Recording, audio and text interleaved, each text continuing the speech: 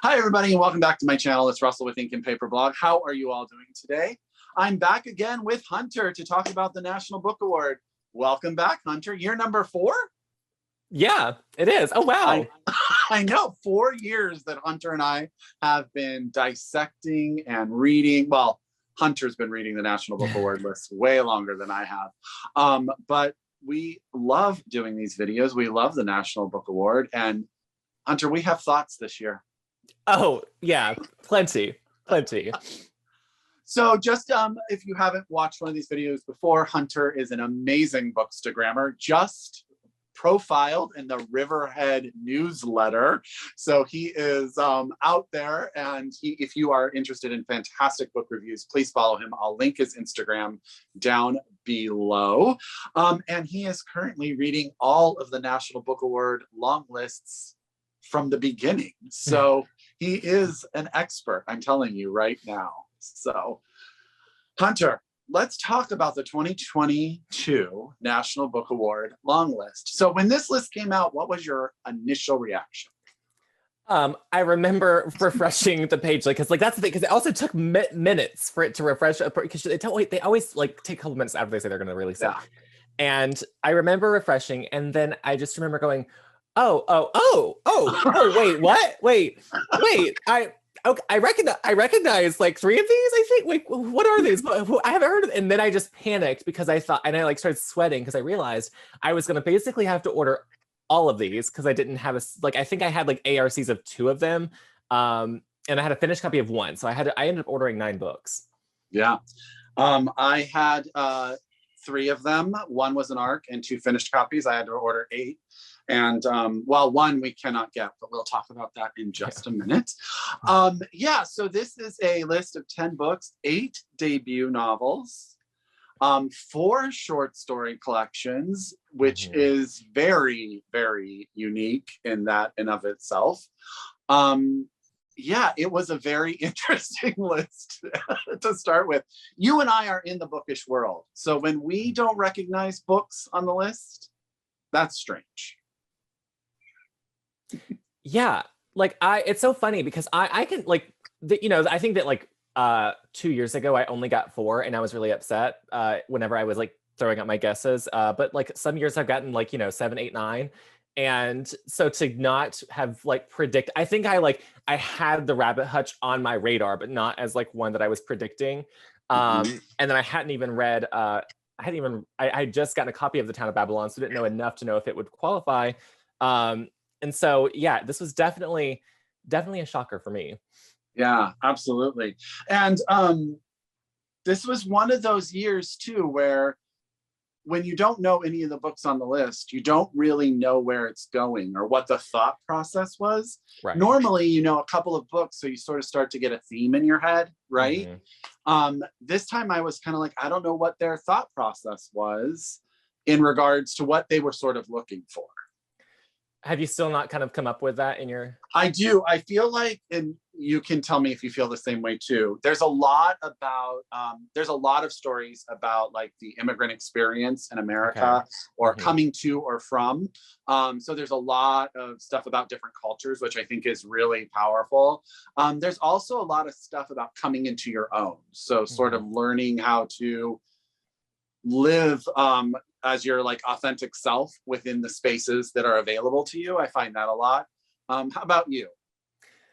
So I've only read, I think I've read 5 and I've started 2 others. And so what I've gathered so far, and we'll talk a little bit more about this as we talk about them individually, but at least as far as, so with 3 of the novels, something I noticed was that one of them reminded me a lot of some past books on the long lists and a winner or 2.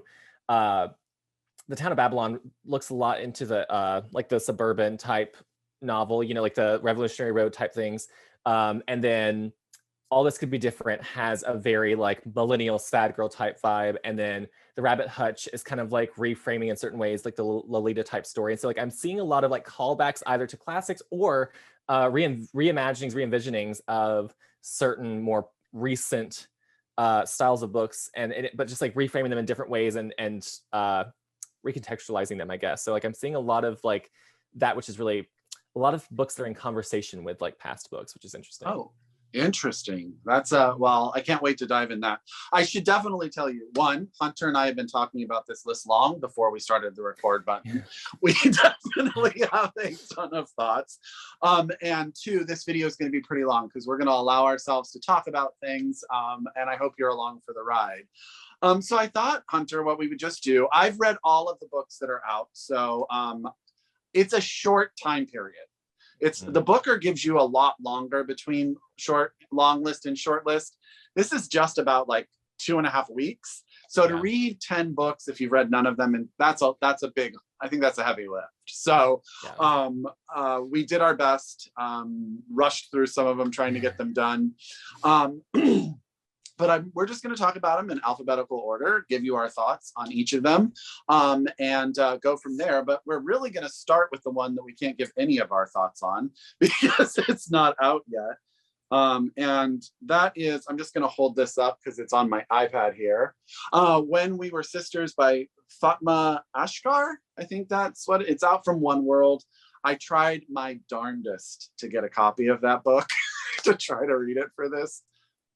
Yeah, I like it. So many people, I've seen so many people ARCs floating around, and I'm like, you know what? Like, you're not reading it. I would like, please. It's fine. And I don't know much about it, and I'm actually kind of okay with that because I try to go into the books that I don't know on the MBA long list sort of blind so that I can allow them to surprise me. So hopefully that book comes out on October 18th, I believe. So hopefully I'll be able to get my hands on it if it does make the short list before we film our short list video. That is really my hope and goal. So so we're going to just go through them alphabetically in order by author. And I'm going to sort of set this one up. So the first one will be Shutter by Ramona Emerson. This is out from Soho Press or SohoCrime. This is, I mean, I hate to use the word genre usually, but this is kind of like the genre book on the list. It is a thriller set in New Mexico. We have a Navajo woman as our main character who can see ghosts. She's a crime scene photographer, and she sort of gets involved in something that's going on in the police department, and things happen. This book, to me, I think that the biggest thing I can say, and then I'm going to let Hunter speak because he's much more eloquent when it comes to this kind of stuff than I am. But if I was going to have a thriller on this list, it would not have been Shutter. It just, for me, this book was a little bit average in a lot of ways. What were your thoughts? So I have a couple actually. So one of them is that after I read this, I thought a lot about it, and I thought this makes sense if this is the beginning of a series, because it does have like the starter kind of feeling to it. It does not feel like a complete story in a lot of ways. I listened to the audiobook of this while traveling for a board meeting. I listened with my boss, who actually reads a lot of paranormal type books. She reads a lot of crime type books. She reads a lot of just a lot of books that are like in the vein of these. And I thought, I was like, if anyone's gonna know if it's good or not, she will. She enjoyed it. I did not like the audiobook at all, actually. Like I as it went on, I just became more and more frustrated. I ended up rereading it. And when I read it, I was able to appreciate it a little bit more. I found I think it's kind of unfair to look at a book like this. Like I appreciate that the award is bringing this book attention, but I think that it sets up unrealistic expectations for like what the book is trying to do, because people are they're not gonna be looking at it as, this like crime thriller. They're gonna be looking at it as like a National Book Award book, and so they're gonna be like considering it with different ideas in mind of what the book is supposed to be, and they're not going to really meet it on its own terms. I have struggled meeting it on its own terms. I found that there were moments where it felt a little bit there were moments that felt a little bit overwritten. It felt like, that's not specific to this book. This is what like most debuts feel a little like overworked in some ways. Like there's certain lines that they're trying to really impress people who are like they're trying to get into the book world, right? So they're trying to do a lot to impress them, and I get that. But I found that the book starts with this this character Rita. She's doing these crime scene photos of this, like this body's been like split into like 100 pieces, and then and you have this mystery starting, and then the next chapter goes to this backstory that completely halts the momentum that it first gained, and that kind of back and forth continues to halt the momentum for the first half of the book. And that to me was kind of like, I felt like it could have been much better structured. I ended up really enjoying the backstory of this book more than the present day story. I thought that, and so it's kind of tough because I think that there was a lot here that was really, and I think that's another reason why it was a little bit disappointing to me, is that it felt so close to being really great, but just wasn't quite there. But like I said, I also think I don't really think it was a book that was trying to really be like an award contender. So it's not like kind of meeting those standards in that. I don't know. But I'm not trying to be harsh on it either, because I don't think it's a bad book. It's just, I agree. I think for me, I was much more interested in the story about her relationship with her mother and her grandmother, living on the reservation, coming to terms with, her mother abandons her for a while. All of that stuff I thought was much more interesting and engaging, and more, what's the word? Maybe a little more unique to sort of what's out there in literature. The crime story became a little bit generic to me, and I already knew what was going to happen very early on. Yes. And I'm not a crime reader, so I always feel like, as a person who doesn't read the genre, whenever I can figure it out too early, that's not a good thing. Yeah. I do think that it beautifully describes the relationship between Rita and her grandmother, and sort of the problems and the way pictures capture moments. Rita is a photographer. I think that's very powerful in this book. But overall, I was like, okay, well, what is it doing completely different? I would have rather the book be all the story of Rita's family. I didn't need the crime part, but I'm glad it's on the list. I love Soho Press. I think they're a great publisher. I'm glad that they got a book on the NBA long list. But it didn't come together 100% for me. Yeah, I agree. Okay. So the next book, and I'm not sure if you've read it yet, is If I Survive You, by Jonathan Escoffery. This is out from MCD. Have you read this one yet? I read the first story in this one, which I really enjoyed. Yeah. So Jonathan is a Stanford fellow. So he is currently teaching at Stanford. 2 of the authors are Stanford fellows, which is interesting, which is right up the street from me.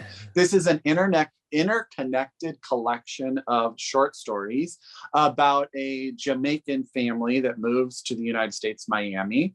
And the book sort of jumps between Jamaica and Miami, back and forth.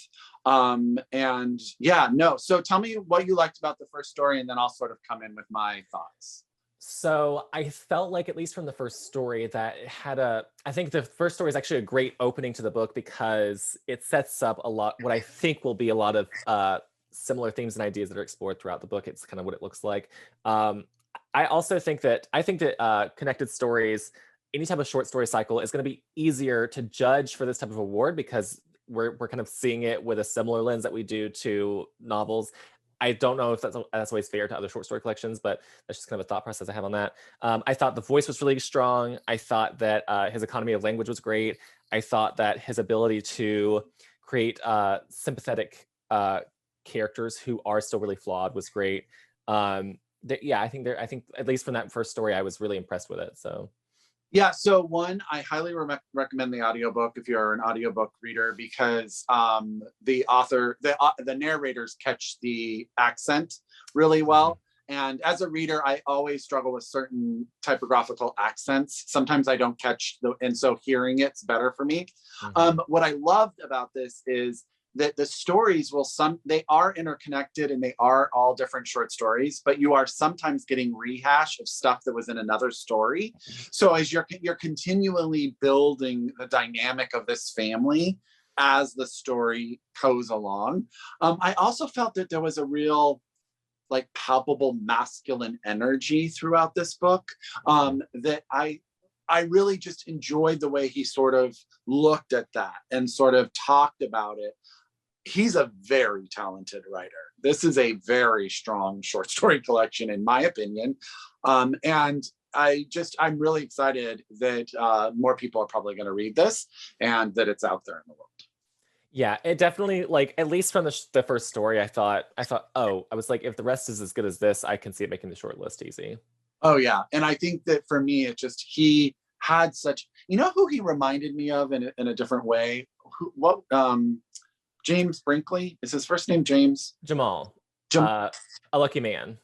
yes, A Lucky Man. Yes. I can see Brinkley on the cover. I can't see his first name. The just sort of the feeling. Jamel Brinkley. Jamel Brinkley. Yes. Okay. Sorry, I'm not great with names. You all know that. I'm terrible at names. But that story collection and this story collection felt very much like in synergy together with me. And I loved both of them. So yeah, I think you'll really like this one, Hunter, when you finish it. So that's If I Survive You by Jonathan Escoffery. And this is out from MCD FSG. I love to just say those 6 letters together. I get it. The next book I know we have both read is The Rabbit Hutch. This is actually a difficult cover to get on the camera there. By Tess Gunty. This is out by Knopf here in the United States. I really, really liked this book. What were your initial reactions? So this is definitely a book. It's so funny because everyone who'd read it like messaged me and said, "Hey, this is gonna be one of your faves from the list." And at first I was like, "Oh, I don't know why." But then I realized that, so I have an affinity for and I think it's just, you know, you get raised in a rough household and then you love books about like scrappy young people. But it reminded me of White Oleander by Janet Fitch, which is also a book about a young girl who ends up in the foster care system, and there's also a really complicated, it explores these complicated power dynamics between grown men and young girls. And I think that and I said this off air, but this book does remind, or maybe I said it on air too, but this book definitely kind of reminds me of, it pulls a lot from like the Lolita type story, right? Like it's the way it explores the dynamics of, and the character Blondine, she lives with like 3 male roommates, right? And so yeah, so anyway, long story short, I really enjoyed the way that she kind of reframed and recontextualized that type of relationship in this book. And I loved the writing. I thought it was beautiful, and I really enjoyed the majority of this book. Yeah. So this is a story where I feel like the blurb doesn't quite do the book justice, because it sort of sets it up as this idea that you're going to be in this apartment with these 4 foster kids that have just gotten out of the foster system, 3 boys, 1 girl. And that's where you're going to sit. But this is really about all of the people that live in this apartment complex, in this little town in, I think it's Indiana, right? That's really lost its major source of income for most of the people. So it's like a desolate sort of town. But I was so enthralled with so many of the characters in this book. And she did a really nice job of having a lot of people, but making them all full formed. Yes. You know, sometimes new authors will try to put a bunch of people in books and there will be a bunch of flat characters. In this book, there are characters that are shocking and surprising and really interesting. Blondine is one of those main characters that I will think about, I think, for a while after finishing this book. I agree with you. I think 3/4 of this book are super strong. The ending, I think that is something that if you do this as a book club book, a lot of people could talk about. No, I agree with that. I also think it's funny because I think Jalen at the bar in the bookcase compared this one in some ways to Middlemarch, and I can understand why. But I also think it's so funny because at times I do think the book can be a little bit unwieldy, but I think that what's so smart about the book is that there's this tiny little structural thing that she does with Blondine where she talks about like what is it, leaving her body. Like it's the first sentence of the book is talking about leaving her body, and it kind of like kind of tracks this throughout the book, and it feels almost like this very elliptical structuring that kind of holds the book together in ways that it may have fallen apart otherwise. And so I thought that was really smart, actually. Yeah. Fair warning, I do like, there is a little bit of a trigger warning to animal violence in The Rabbit Hutch. If that is not for you, you may have some pages you need to skip. It is important to the narrative in a lot of ways, but it is difficult to read if you are an animal lover, which I know both Hunter and I are. So, but yeah, no, I think for a debut, it's a very strong book. Yeah, it's a very strong book. So, the next book, and you can try to summarize the plot on this one because I'm not great about it, but The Birdcatcher by Gayl Jones, who was just shortlisted for the Pulitzer for her last novel, Palmares. And now she's longlisted for the National Book Award. And she hadn't published a book in like 20 years. And I think we're going to get 5 books from her, from what I was reading online. How would you summarize this book? I think on Instagram, I said that the book is about this woman, Amanda, who is a writer.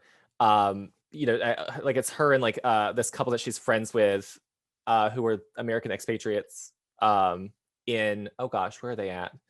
They're in Italy, right? Yes, right, yeah. Ibiza. There we go. Right? Yes, there we go. But yeah, it's kind of about like a lot of literary fiction, I think. This is not really like a plotty book. This is just about like, you know, exploring the dynamics between a married couple and their friend who are happening to kind of exist in each other's orbit for an extended period of time. It's like a chamber piece in a way.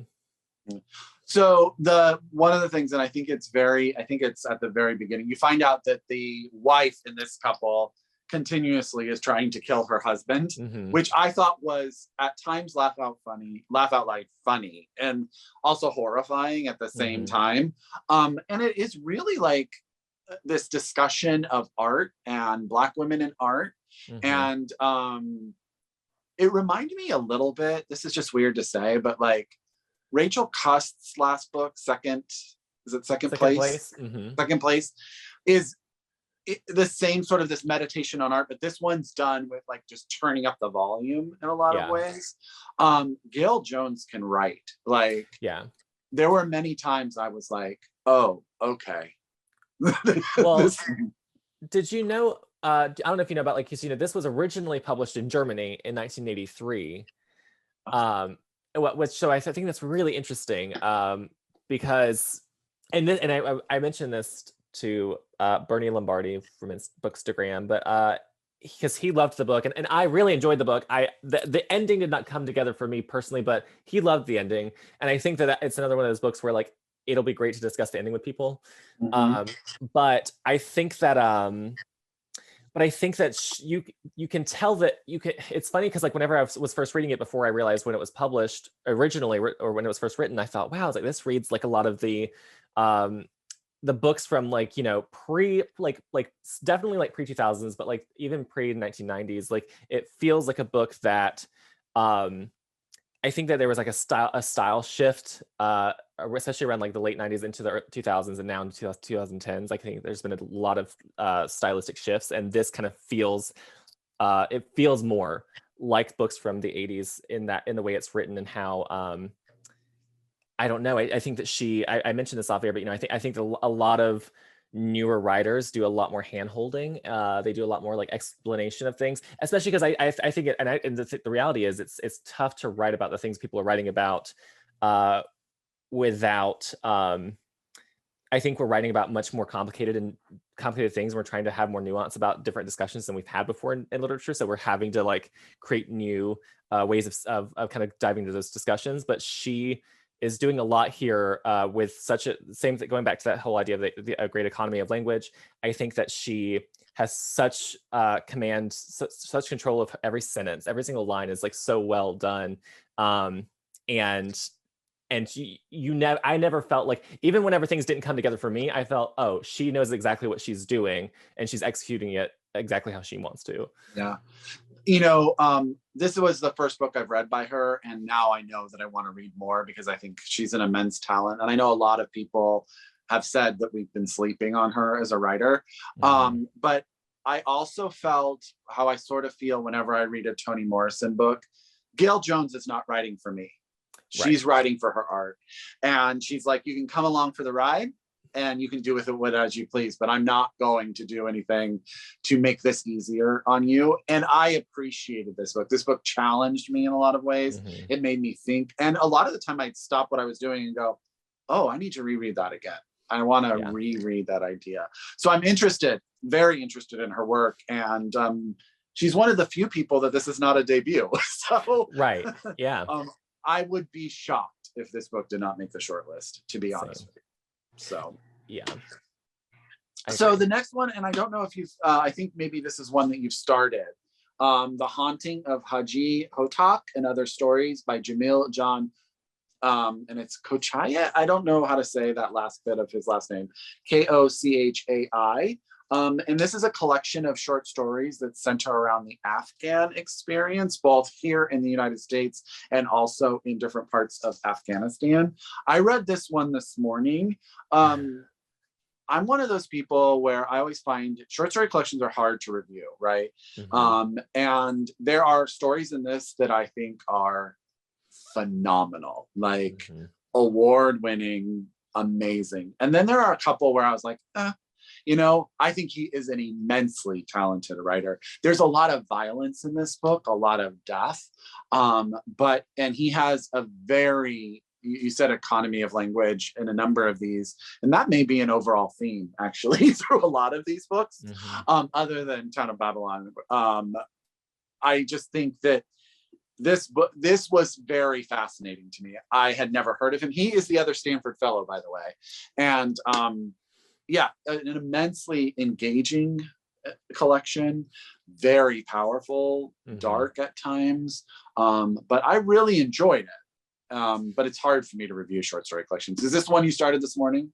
I did not start this one. I started I started Nobody Gets Out Alive, which I already have thoughts on from the first two stories. But I've heard a lot of good stuff about this one, and I think it's so funny. I was talking about this back in 1956, there was 1956. There was several short story collections that were on a National Book Award long list, and I was thinking a lot about back in I'm going to go on a quick tangent, but like in the 1800s, there became a really big divide between the idea of art versus entertainment, because people thought of Nathaniel Hawthorne as the entertainment, and people thought of Edgar Allan Poe as the art, which is so funny because I feel like it's kind of like people feel but that divide, especially within the short story form, has trickled down throughout the years, and I think that people are still trying to find that balance between something that's entertaining and something that's artful. And with a short story, it's much more easy to make really challenging, really exciting, really different choices that you maybe can't pull off in a novel, or don't have the time, or don't really have like the guarantee, as far as your career goes, to do these things. And so I think that that's exciting, but I think a lot about how in 1956 there was all these different short story collections, and none of them really had a lot of them didn't really have a really big theme. Like they were just like the best stories they'd come out with in that year.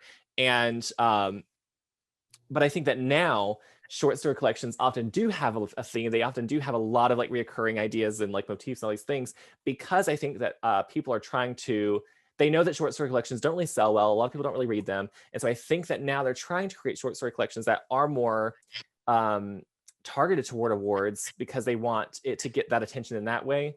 And so I think that because of that, we're not always going to see every story being a slam dunk. We're going to see some that maybe aren't their best story, but that might be a story they've written that's more cohesive to the overall themes and ideas being explored.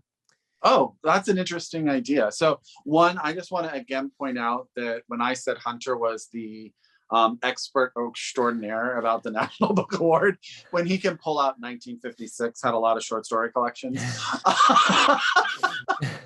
But I agree with you. And I think as a reader of novels, for me, the short story collections that tend to work are the ones that thematically connect, or are those sort of connected short stories, like an Olive Kitteridge, or, that's the one that pops into my head whenever I say connected short stories. But yeah, so I think, and in this book, I definitely was I almost wish I hadn't read it for the MBA, that I had put it aside and didn't read it cohesively together. Because if I had read it one here, one there, I think I would have been even more sort of blown away by it. But I definitely think he's very, very talented. And I'm interested to see what he does next. Well, and I especially think I actually keep thinking back to a very controversial winner in recent years was Fortune Smiles by Adam Johnson. It was a short story collection that won over books like Fates and Furies by Lauren Groff and A Little Life by Hani Yanagihara, The Turner House by Angela Florney. It was the last short story collection to win, right? I think so, yeah. And but the thing is, it's so crazy because like that collection is actually one of the least cohesive collections thematically.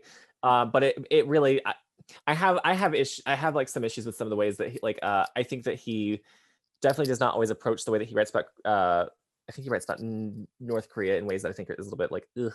But as far as like the majority of the stories in that collection, I think they are all like knockouts. I think that they are so well done, each one, and even though they don't always like go together, like that, like I think the reason why it did win is because they're all very well crafted, very entertaining and compelling.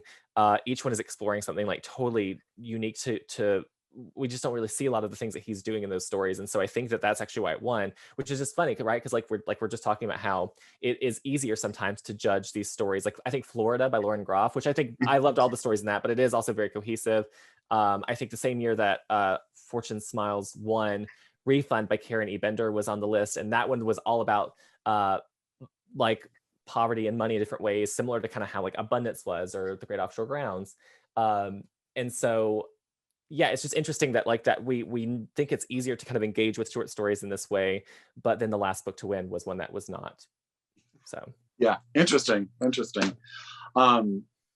Yeah, so and there we still have 2 more short story collections to go through in this list, but the next book actually is All This Could Be Different by Sarah Thankam Matthews. And this is the story of a queer Indian woman and her relationships. Post-college, she gets a job in Milwaukee, which is a very interesting place to place both this character and this narrative. Let's just say Hunter and I had a very detailed conversation about this book before this video started. But this is one where the author unapologetically gives us a narrator in the first person who is unlikable, makes some very unsavory comments about people, about different things. And Hunter feels that was the whole point and purpose. So tell us why you love this book, Hunter. Yeah, so I will say this is I know this is one of my top 2 reads so far. This one is tied for me with The Town of Babylon.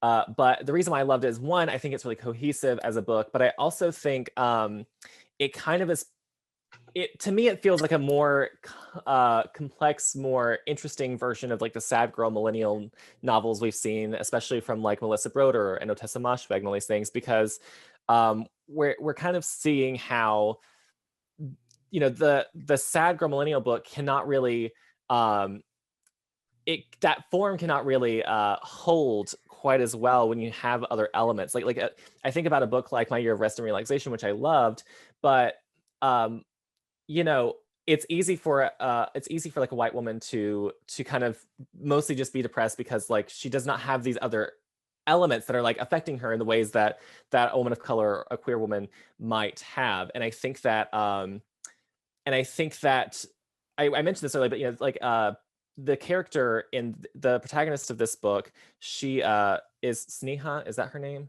Mm-hmm. Yes, she is. Listen, she is definitely. She's very. She's fat phobic. She's transphobic. She makes a lot of really inappropriate comments, and I think that it's really tough to, as an author, find that balance of when you're writing a third person narrative, you can have your authorial voice come in and kind of like make these like you know, addendums and say like, or whatever, and say, you know, like, hey, like we know this is not right, and but but you have to allow, in a first person, you're having to, unless you decide to like kind of like quickly like come in and say like that's not right, or have a character like say that's not right. If you're going to be authentic to what the way that the world works, like characters are going to kind of be like, oh, I don't know if that's right what you just said, but like they're going to like kind of ease past it because they're what, you know. And I think a lot about how there was this one on YouTube who was talking about how she's never known a white person to put a person of color above one of their racist family members, and how we like white people are constantly giving grace to their racist family members or their transphobic or homophobic family members in some way, like shape or form, like they don't cut them off like often unless it's like really severe. And I think that you know, this book is asking that, like it's really pushing that idea of like, are we going to give grace to a queer woman of color in the same way that we give grace to this is not like a main point of the book, but I do think that's something that it is asking in small ways, is that like, are we going to allow because because actually I saw a lot of people have issues with this book for some of the things that the character does, but we see other characters, specifically white women in literature, do similar things all the time and not kind of get the same flack. And so I do have a lot of I think it's something interesting to engage with. I don't really know if we can. I don't really know if I can. I'm not the authority on if it's handled right or wrong, but I do think that it has a lot of questions that are interesting to engage with. Yeah, I do think that she does two things that I think are really amazing. One, she allows the character to stand on her own. Yeah. She does not, as an author, apologize for the character, mm-hmm. and she doesn't ask us to apologize for her, which I think is a powerful decision to make as an author. And this person, you know, Sneha, I think that's how you say her name. I think that she's real. Like there was never a time that I didn't think that this was a believable person. Mm-hmm. And there's a lot going on in her life. There's the cultural issues, the sexuality issues, the money issues, and all of those come together in this woman who just is aggressively wrong a lot of the time, sort of in her perspective, which is understandable when you're young in a lot of ways. That, and I also think is what's kind of amazing is I think a lesser author would have tried to apologize for it all. Right. Yeah. And she doesn't in any way try to make anyone feel better. She just wants to put these ideas out there and challenge us all. And I think if you are a person who maybe shares some of the ideas of the character, she allows you to maybe do some introspection. Yeah. Yeah. Well, and I also think, you know, I think that, you know, I think a lot about how we all have our own biases, right? That come from how we were raised, like the ideas that we were presented with. I, you know, it's so funny because I know there's a woman who used to work at an exercise place I went to, and she had a very 90s idea of beauty. And so like, she was constantly commenting on people's looks. And I think that, and she didn't mean any harm by it, but it was her idea of the physical currency of the body, like was very was very dated. And I think that, you know, and so when people challenged her, she had some resistance to that because of how she grew up and the magazines that she read and the ways that her parents kind of viewed beauty. And so I think Sneha is a product of her environment and of her of her, not just her upbringing by her family, but also of the culture at large, you know, of what beauty standards were and all these things. And so I think that's really fascinating. And I think that I think in a way the book almost is commenting on those things too. And so yeah, I don't know. I think it's like, I do think it's really interesting. I don't know. I think, and I also think that anytime that a book makes me really question my own, like if it makes me question if I've ever said or done things, or if a book makes me uncomfortable, or if it makes me like really squirm in a certain way, like I always love a book more for that. So yeah, no, definitely. I think that it's one of those books, again, we've said this a number of times, this is a book to read with people. and then talk about it, and then dissect maybe some of the stuff within your own friend group, within your own family, that you may take for granted as sort of the way you think of the world, which I always appreciate a book to make me reassess how I sort of view or speak. And yeah, so definitely, I mean, a very strong debut, very, very strong. So, okay, I think you said you started this short story collection. Yes. Nobody Gets Out Alive by Leigh Newman. This is a short story collection. I think that it all set in Alaska. Most of it is set in Alaska. And it has a lot to do with family and the sense of family, made family versus born family. I really, really liked this collection. I have to be honest with you. When I started, I was like, I don't think this is going to be the collection for me. But there was one story that made me cry, and there's a lot of powerful discussions of family and loss and loneliness in it. And she does a fantastic job of painting Alaska. Yeah, this, at least from the first two stories I read, I thought a lot about Annie Proulx. I think that, like, I keep going, I keep saying this, but like, this is another one that had like such a great economy of language, but it really, and which I think is something that is very inherent to Annie Proulx's work. But this book is, the first two stories at least, really tight.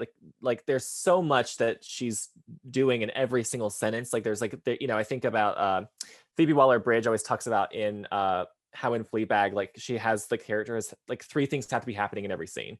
And I think that with a great short story writer, like it's almost like 3 things have to happen in every sentence. So like you have to be like doing a lot of work every line, especially because with a short story, I think that there was a quote that said the danger and the beauty of a short story, or the danger and the beauty of a novel is it can never be perfect.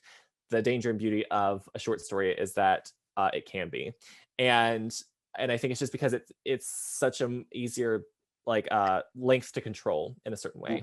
But because of that, you can't really have anything that's extraneous. You have to like pull all the things out that are not. And so, but I think that in the first two stories, I think that she's really doing so much with character, and there, it feels so.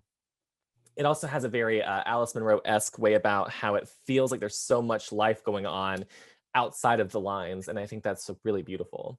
So one, you really literally took the words out of my mouth. There's every story to me, there's a lot in what's not being said in these short stories, and how she trusts you as the reader to put it all together. Yeah. I think it's like the 4th one is almost like a novella. It's actually quite long for a short story. But and it goes all over the place, but the way she makes that all work is masterful. So not normally something I would read, right? I'm not really going to pick a book about people living in Alaska. It's very, straightforward narrative. But when I finished it, I was like, oh, this was one of those books that taught me not to judge a book before you read it. Yeah. And I will read. And I think she had a memoir that was like shortlisted for the National Book Circle Critics Award. Okay. That was her first book. So I'm really interested to see what she does next. Yeah. No, that's exciting. So, the next book is the last short story collection we'll talk about, Maria and Other Stories by Marytza K. Rubio.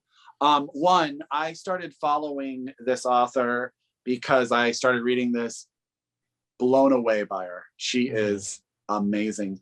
This is my favorite book on the long list that I read. Okay. So this is a collection of short stories. It deals a lot with the Latinx experience. There's a lot of mythology and magic. I say, if you are a fan of Kelly Link, I think that this, or even Carmen Maria Machado's short story collection, very similar in sort of like that ghosty earth, otherworldly thing. She is maybe the most lyrical writer on this list. And she made me I just blew me away. Just, there are stories in this collection that I don't normally go back and reread things, but I thought it was fantastic. You'll know this, you'll be able to pull this right out of your head. The short story, Sabrina and Karina. sort of that same sort of sense of family that was in that one, this Right. book also has. Okay. Yeah. I know that I don't think I'm the same way as you are. I don't know what anything is about until I read it, or I do that with every book, which is like sometimes stressful. But my husband Tyler, he read this collection. It's the first he was like, oh, I'm gonna read the Longlist too. And at first I was like, okay, good luck. But he read that one and he was so head over heels for it. He said it's one of his favorite books that he's read like recently. And does have me very excited for it. It's not one that I think I would have that would have been on my radar otherwise, but I am very excited about it now. Yeah, I mean, if I'm always blown away by an author who can take something fantastical and you're like, you know, there's a short story which starts with a woman who's taking the head of her husband to the middle of this forest to bury it because that was his last wish, and you're just like, what? But the whole story about the family and the love and all of that and how that all comes together, I was like, wait a minute, this all makes perfect sense. Yeah, so I loved it. I think to me it's the book where I have read on the list where I'm like, okay, this is the one that's blowing my mind right now. Loved it. So we only have one more book, Hunter. Yeah. The Town of Babylon by Alejandro Varela. This is, again, another publisher that until this book, I had not read anything from Astro House. So I'm super excited to see them on this list. This is the story of a gay man who comes home to spend time with his family. His father, remind me, I'm totally blanking on. His father's ill, right? Yeah, his father's dying. And he also recently found out that his husband has had an affair. And so like, and all this happened, and like he just happens to be coming back around the time of his 20-year high school anniversary and decides to go and do that. Actually, so like this was the first book that I read on the from the Longlist, and because I got it from Boxwalla, the subscription service. They sent me the Alexander Chee box. I love Alexander Chee. He said I would love the book, so I was like, well, if he says I'll love it, then I'm gonna love it. And I did. This is definitely one of my favorites from the list. And I mentioned this earlier, but I definitely think a lot of these books feel like they're in conversation with other books, but this book kind of reminded me of books like Revolutionary Road or Rabbit Run or Wright Morris's Field of Vision, with this like idea of like what it like this idea of suburbia and like I say middle-aged, but like I don't really feel like he's middle-aged, but like this idea of middle-aged man living this life, having like a midlife crisis in a way, and like kind of reevaluating everything. But whereas a lot of those books were very flawed and very I think I think a lot about how Revolutionary Road, right, like there's this idea that like the main character in that book, he has like this idea that like there's people who are either stifling and suffering in suburbia and they're like not happy, but because they're like supposed to be greater than that, or they're just like totally fine with living in mediocrity, which is like a really kind of like classist idea of like this, like, so there's a lot of flaws there. But I think that what the Town of Babylon is doing is really fascinating with how it's exploring the idea of suburbia in a much more diverse lens, and it's recontextualizing the idea of this type of novel, and looking at it through like a queer Latinx lens, which is really fascinating. And I mentioned this in my review of the book, but so the book kind of goes in and out of it goes from his first person, but then there's like third person little moments throughout, and it almost feels like in these moments that you're roaming throughout a neighborhood, like to kind of see the different lives that are like kind of being lived throughout this neighborhood. And I think that in a way, Rabbit Hutch does something similar, but I kind of prefer the way it makes more sense with the ideas that are being explored in the Town of Babylon to me. And I really love what it's doing here. And I also found that like, so I'm sorry, I'm talking a lot about this book because I loved it so much. But so there's it kind of explores queerness, like the queer male experience in a way that's really fascinating to me, because you're seeing the perspective of several different several different boys and men and their experiences when they're younger. And I think that giving you the insight into all these different characters is really kind of like filling out the, it's giving you, kind of showing you the multitude of experiences that queer men can have. And it also makes you think twice about like, because you just learn more and more about these people as the book goes on, obviously. And so it keeps on making you question everything that you thought previously, which is really exciting. Yeah, I mean, absolutely. So I saw Alejandro speak in San Francisco, and he has his PhD in public health, I believe. He's a professor of public health. And he talked a lot about this idea of community and how tight-knit communities that really support one another, you tend to have longer life expectancy than communities that are more sort of like not intertwined the way. Right. And so this book is really at its center, an idea of community and a dissection of a diluted community and how that has affected all of these people within it. And then the main character is really trying to figure out what road he wants to be on, because yes, his husband cheated on him and he's sort of dealing with that, but in a way it doesn't seem to be the biggest issue in that relationship. Right. And then, you know, his dad is ill, his mom, and his relationship is very interesting. He, you know, runs into his high school love, and you sort of get to see all of these different ideas of people who never left, and then the people who did leave, and then his best friend who is in a mental health facility, and how community affected her. I think that his book maybe challenges the idea of narrative, and it's like this moment in America sort of book, which I thought was really powerful, because those tend to resonate and tend to live longer lives. Yeah. No, yeah, and I think, well, it's funny because like I think that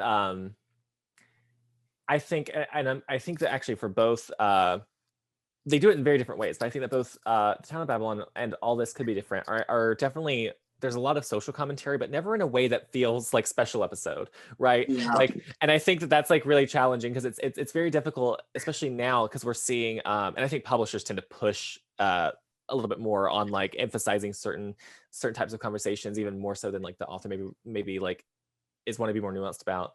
But yeah, so I definitely think I also found that you can, like you mentioned, he has what did you say his PhD in public health? Yes.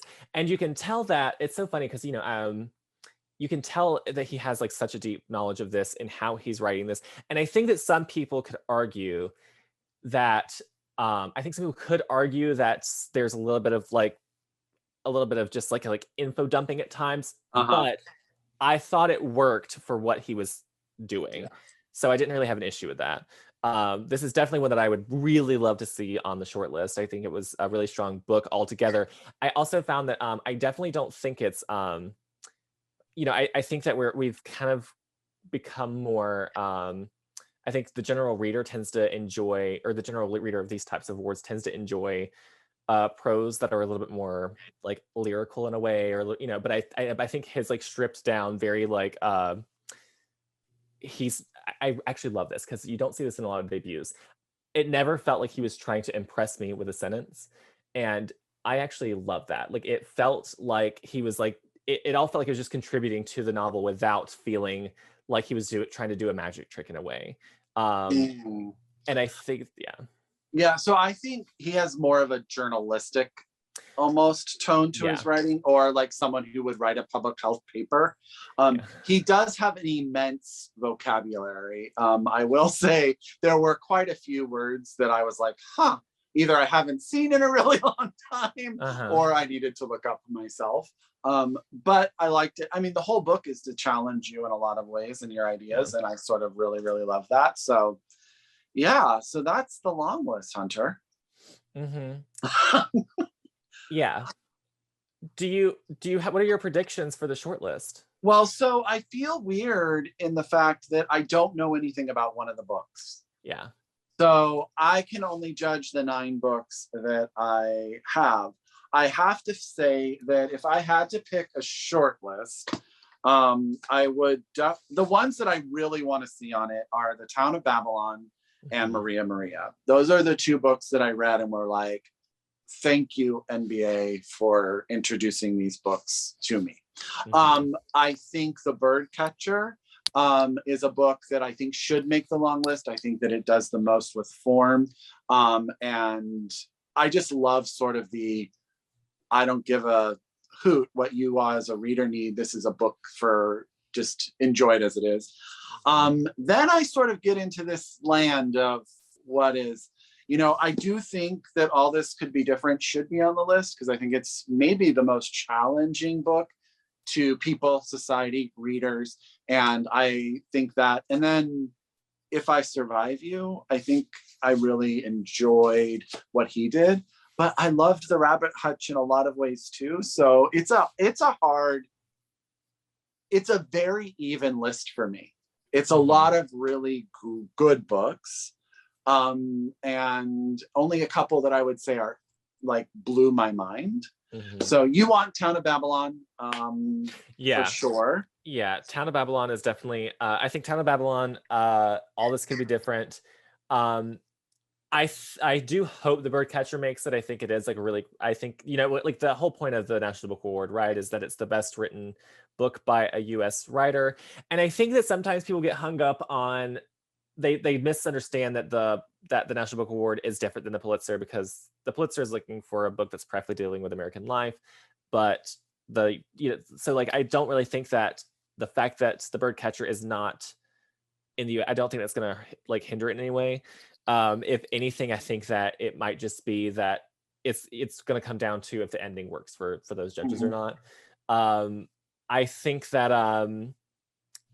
out of the collections, I don't know, because I haven't read I haven't read all the books yet, but from that first story, I think If I Survive You looks really strong.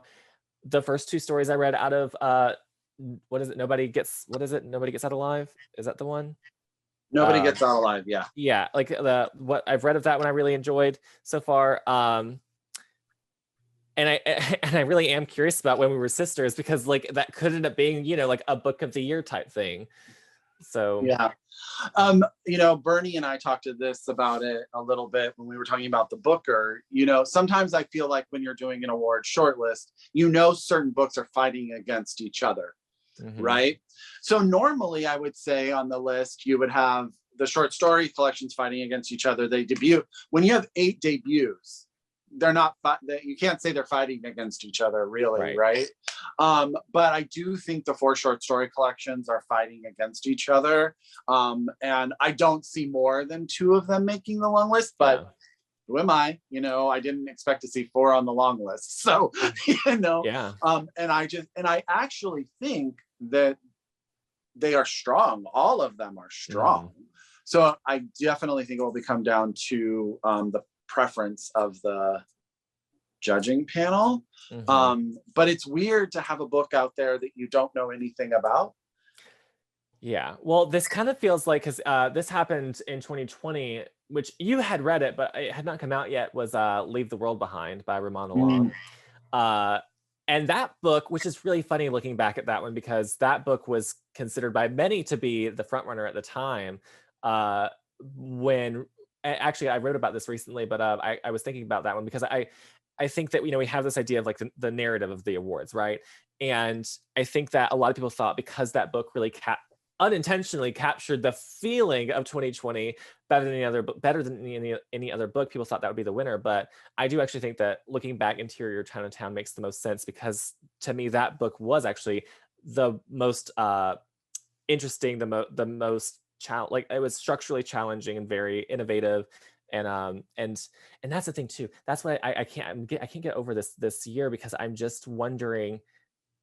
I'll be interested to look forward to whenever they release the short list and you see what the judges say about each of the books that they've chosen. I really need to know that, to know what's going through your mind. Well, yeah, and I think this is the first year where I don't think any of these books, to me, do anything that new with structure, or voice. They're more straightforward in that nature, and you know, you said this earlier on about one of the novels, or maybe about the idea of overwritten. You know, I feel like most debuts all have that moment, right? Yes. And all of the debuts on this list, as strong as they are, have those moments where they're just, they want to get it out there in the world and they're trying so hard. And, you know, we want to appreciate that. So it'll be very interesting sort of what they decide to allow versus what they don't forgive, if that makes any sense. No, yeah. No, I'm very anxious to see what it all comes down to. So Hunter and I will be back. We will do a recap of the shortlist when it comes out. And hopefully by that time, we'll have been able to read all of the last book, if it makes the shortlist, which I have a feeling it's going to, just because it wants to be that way. Yeah. So Hunter, before I go, is there something that you've read lately that you think people should really have on their radar? Oh gosh, hold on. I'm put on the spot. Hold on, this is important to me. There's so many books that I've oh gosh, what have I read recently that I loved? Okay, this is dumb because this is old. I just read Catch-22 for the first time, which was on the Yes. Oh my gosh. I ended up deleting some of the videos. I sobbed uncontrollably when I finished that book because I thought this is one of the best books I've ever read, and I did not expect that. So if you've ever hesitated because of the length or because it's a book about war and like who cares, I thought all the same things and I adored it. So that's not new, but anyway. I do love Hunter recommending Catch-22. So, but it was on was it a long list or a short list? It was a long list, yeah. So. Long list book. So, and I feel like that's one of those books that many of us read in high school and probably need to reread again as an adult. We probably did not appreciate it as much in high school as we would as an adult. Yeah. So, well, Hunter, let me say thank you for being here. I always appreciate it. I feel this was a long video, but let me tell you, we talked a lot about a lot of great books. So yeah. So yeah. Thank you very much. Yeah. And thank you all for watching. And until next time, Hunter and I wish you happy reading. Bye, everyone. Bye.